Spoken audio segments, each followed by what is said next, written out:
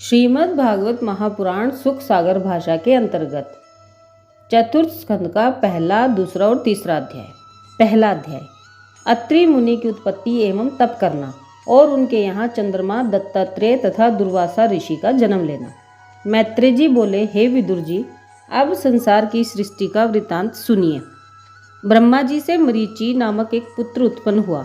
मरीचि के कश्यप एवं कला नामक 2 पुत्र हुए। फिर उनके संतानें हुई।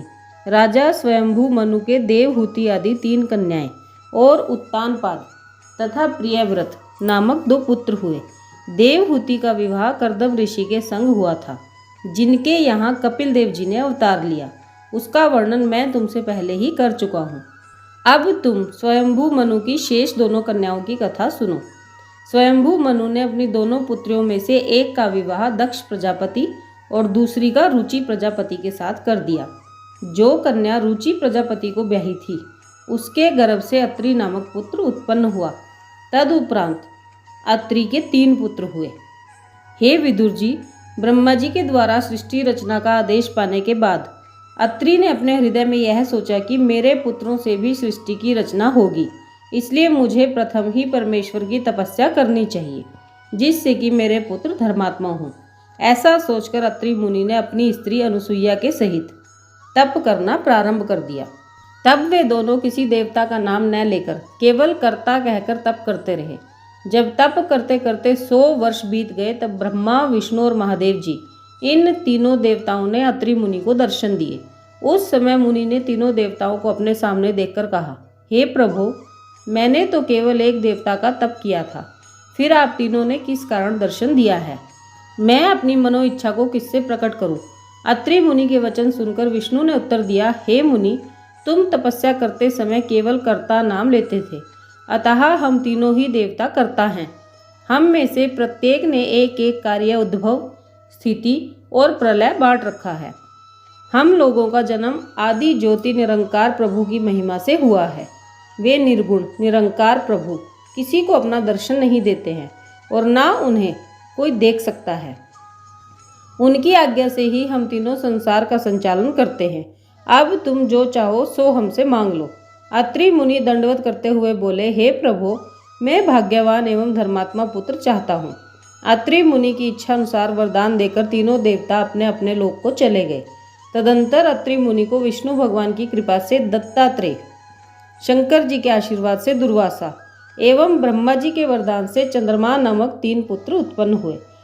उन तीनों में दुर्वासा क्रोधी स्वरूप तथा आंखें खोले हुए उत्पन्न हुए। इनके भी अनेक संतानों की उत्पत्ति हुई। इतनी कथा सुनकर मैत्रेय जी बोले, हे विदुर जी, स्वयंभू मनु की दूसरी कन्या का यह वृत्तांत मैंने तुम्हें सुनाया। अब तुम तीसरी कन्या जो दक्ष प्रजापति को ब्याही थी, उसका हाल सुनो। दक्ष प्रजापति के द्वारा उसके गर्भ से 8 कन्याओं की उत्पत्ति हुई। उनमें सती नाम की कन्या का विवाह शंकर जी से हुआ। ये था पहला अध्याय। अब दूसरा अध्याय।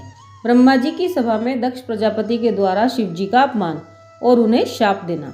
विदुर जी ने यह कथा सुनने के बाद मैत्रेय जी से पूछा, हे महात्मन, सती ने अपना शरीर कैसे त्यागा, उसका वर्णन कीजिए। मैत्रेय जी बोले, सती से विवाह होने के उपरांत एक दिन शंकर जी बहुत से देवताओं तथा ऋषि मुनियों समेत पितामह ब्रह्मा जी की सभा में बैठे थे। उसी समय वहां दक्ष प्रजापति भी आ गए। सब लोगों ने उठकर उन्हें बड़ा सम्मान करके बैठाया, परंतु शिवजी उस समय नारायण जी के ध्यान में अपने नेत्र बंद किए हुए बैठे थे, इसलिए दक्ष प्रजापति के आगमन पर शिवजी ने उनका सम्मान नहीं किया। उस समय शिवजी का ऐसा अभद्र व्यवहार देखकर दक्ष प्रजापति बड़े क्रोधित होकर कहने लगे, लोग इनको विवेकशील, तपस्वी और सत्यवान कहते हैं, यह बात झूठ है। देवताओं ने वृथा ही इनका नाम महादेव रख दिया। मुझसे बड़ी गलती हुई जो ब्रह्मा जी के कहने से मैंने अपनी कन्या का विवाह इनके साथ कर दिया। मेरी पुत्री से विवाह होने के कारण ही इनकी प्रतिष्ठा अधिक बढ़ गई है। देखो इन्हें कितना अहंकार है कि मेरे दामाद होते हुए भी इन्होंने मुझे प्रणाम नहीं किया। मैंने बड़ी भूल की जो अपनी कन्या इनको ब्याह दी। यह वैसा ही कार्य बन गया जैसे किसी शूद्र को कोई व्यक्ति वेद की शिक्षा दे देता है। इस तरह बहुत से दुर्वचन कहने के बाद दक्ष प्रजापति ने उसी सभा में खड़े होकर ब्रह्मादिक देवताओं एवं ऋषि मुनियों के सामने महादेव जी को शाप दिया कि आज से किसी भी यज्ञ में इन्हें भाग ना मिले। दक्ष प्रजापति का शाप सुनकर शंकर जी ने कुछ भी उत्तर नहीं दिया और वे उसी प्रकार श्री नारायण भगवान के ध्यान में ही बैठे रहे। तत्पश्चात जब दक्ष प्रजापति शाप देकर अपने घर को चले, उसी समय नंदीगण ने अपने मन में सोचा कि हमारे भोलेनाथ महादेव जी को इस ब्राह्मण ने बिना विचारे ही शाप दे दिया है, इसलिए मैं इसको और समस्त ब्राह्मणों को यह शाप देता हूँ कि ब्राह्मण लोग वेद पुराण पढ़ने पर भी वृद्धावस्था में विचारहीन हो जाएंगे और पूजा पाठ तथा जप तप का फल दूसरे लोगों को धन लेकर बेच दिया करेंगे। वे प्रणाम न करने पर भी सबको आशीष दे दिया करेंगे तथा धर्म अधर्म का विचार न करके सबके यहाँ अर्थात चारों वर्णों में भोजन कर लिया करेंगे। हे विदुर, नंदीगण के इस श्राप को सुनकर उसी सभा में बैठे हुए भृगु ऋषि क्रोधित होकर नंदीगण से बोले, हे नंदी, दक्ष प्रजापति के द्वारा अपराध करने पर समस्त ब्राह्मणों को शाप क्यों दिया? इसलिए मैं भी शिव भक्तों को यह शाप देता हूँ कि वे मदिरा पान करेंगे एवं अपनी देह पर भस्म मला करेंगे। वे अपने श्रवणों में बड़े बड़े छिद्र कराकर मुद्रा पहना करेंगे, अर्थात शिवजी सदृश ही योगी रूप धारण करेंगे और पूजा पाठ आदि का कोई फल उनको नहीं मिलेगा।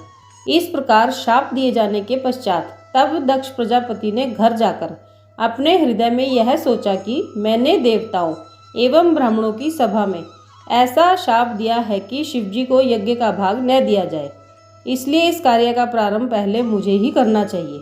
जब मैं अपने यहाँ यज्ञ करके सब देवताओं, ऋषि मुनियों और ब्राह्मणों को बुलाऊंगा और शंकर जी को यज्ञ में भाग न दूंगा तो उनका बड़ा अनादर होगा। अतः मेरे इस कृत्य को देखकर फिर कोई भी मनुष्य अपने यज्ञ में शंकर को भाग न देगा। ऐसा दृढ़ विचार करके दक्ष प्रजापति ने सब देवताओं, दैत्यों, ब्राह्मणों एवं ऋषि मुनियों को निमंत्रण भेजकर यज्ञ की तैयारी की। ये था दूसरा अध्याय। अब तीसरा अध्याय। समस्त देवताओं, ऋषियों एवं गंधर्व इत्यादि का दक्ष के यज्ञ में आगमन तथा सती का यज्ञ में जाने के लिए शिवजी से हट करना।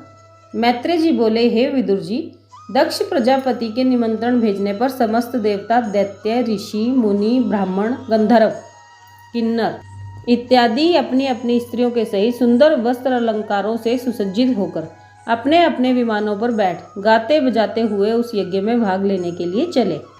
तभी उनके विमानों की घनघनाहट सुनकर सती ने शंकर जी के गणों से पूछा, हे शिवगणों, यह आकाश मार्ग में कैसी भीड़ भाड़ दिखाई दे रही है? उनके पूछे जाने पर गणों ने उत्तर दिया, हे माता, आपके पिता दक्ष प्रजापति ने यज्ञ रचाया है। उसी यज्ञ में भाग लेने के लिए सब देवता, ऋषि मुनि अपनी अपनी स्त्रियों सहित जा रहे हैं।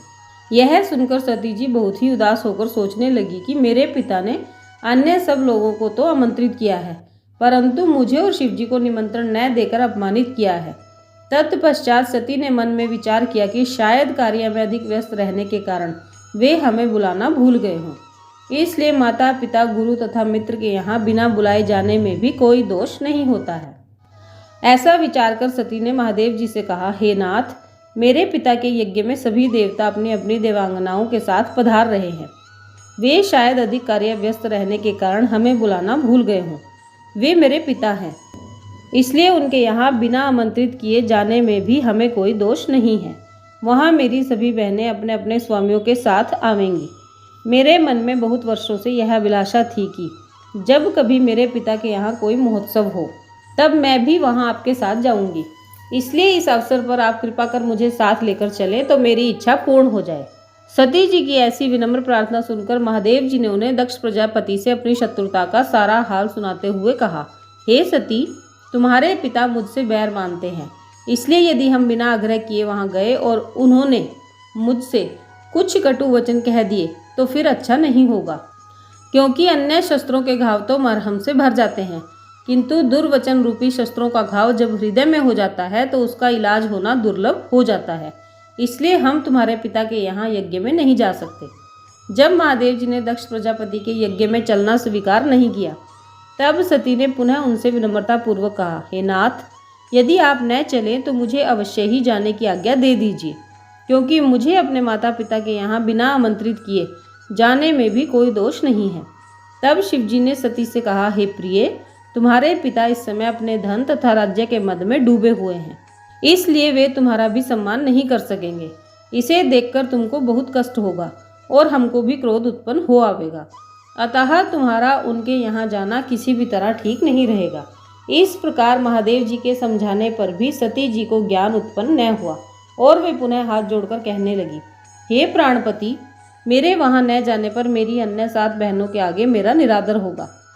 वे सदा मुझको लज्जित करती रहेंगी, अतः मेरा वहाँ पहुँचना बहुत ही आवश्यक है। इसलिए आप मुझे शीघ्र ही आज्ञा प्रदान कीजिए। सती जी के ऐसे हठ पूर्वक वचन सुनकर महादेव जी ने हृदय में सोचा कि सती ने आज तक कोई भी काम बिना मेरी इच्छा के नहीं किया, परंतु आज बहुत हठ कर रही है। इससे मालूम पड़ता है कि वहां जाने पर इसकी भलाई नहीं है। महादेव जी ने इसे हरी इच्छा जानकर सती जी से कहा, जो तुम्हारी इच्छा हो सो करो। ये था चतुर्थ स्कंद का 3रा अध्याय। बोलिए श्री कृष्ण चंद्र भगवान की जय। आज की वीडियो में बस इतना ही। फिर मिलेंगे अगली वीडियो में। राधे राधे।